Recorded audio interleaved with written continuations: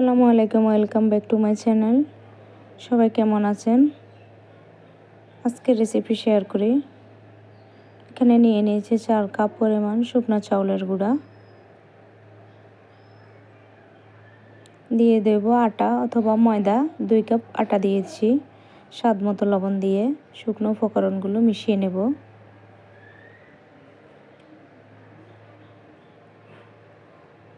দিয়ে দিয়েছি একটি ডিম, সাথে নরমাল ঠান্ডা পানি দিয়ে মিশিয়ে নেব।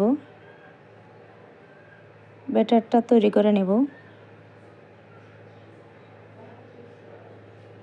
ব্যাটারের ঘনত্ব বেশি পাতলা অথবা বেশি ঘন হবে না, এরকম।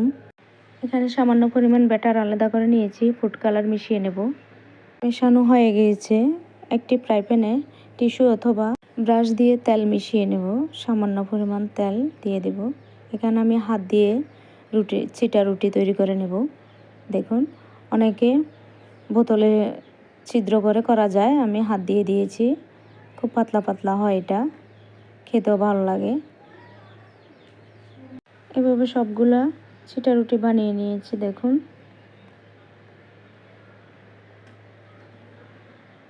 এখন আমি দিয়ে দেব ফুড কালার দিয়ে যে ব্যাটার রেডি করেছি, কালার দেওয়া ও ব্যাটার দিয়ে আবার চিটা রুটি বানিয়ে নেব। দেখুন, কালারটা খুব সুন্দর, একটা অরেঞ্জ কালার আসছে। কালারটা খুব সুন্দর হয়েছে।